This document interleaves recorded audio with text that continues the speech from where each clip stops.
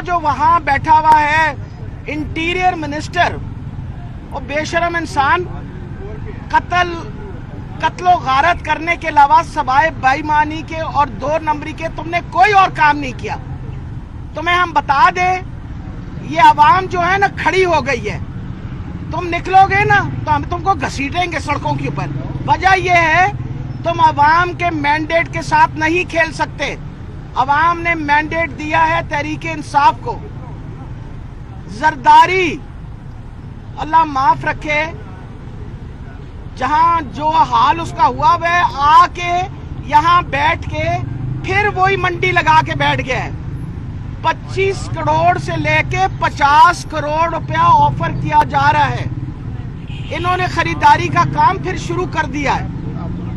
मैंने आज अभी इलेक्शन कमीशन के पास जो पिटीशन दी है वो बहुत जरूरी थी। जब तक नोटिफिकेशन कल हमारे सारे कैंडिडेट्स का मुकम्मल नहीं होगा, इलेक्शन कमीशन जिम्मेवार है हर किस्म के गलत काम, और ये जो मंडियां लगा रहे हैं इसके लिए भी वही जिम्मेवार हैं। They must take notice of it. अभी हमने अंदर बात की है कि इलेक्शन कमीशन नोटिस ले इस बात का।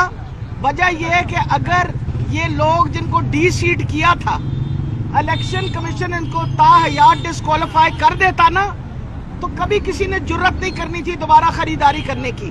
लेकिन ये बाज नहीं आते, और ये जरदारी जो आके बैठा है इसको कोई शर्म हया करो।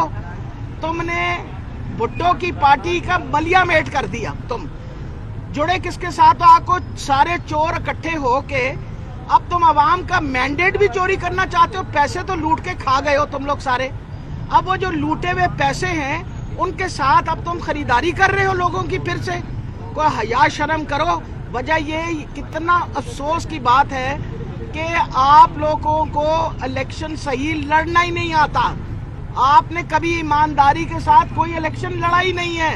अगर आप देखें कि कराची के अंदर और जो सिंध के अंदर लोकल गवर्नमेंट इलेक्शन में हाल हुआ, आपको अंदाजा हो गया होगा कि ये पीपल पार्टी वालों को इलेक्शन सही नहीं लड़ना आता।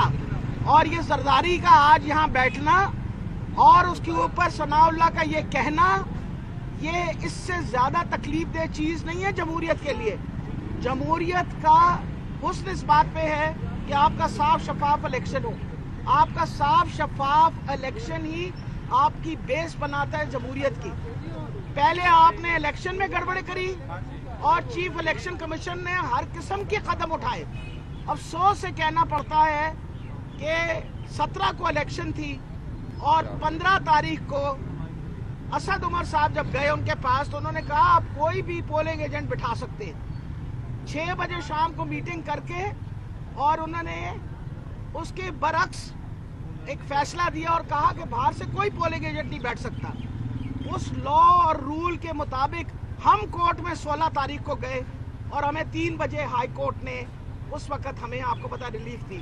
इन्होंने हर तरीके से कोशिश की लेकिन तो लोगों की तादाद ही इतनी ज्यादा बाहर निकल आई थी कि ये गड़बड़ नहीं कर सके।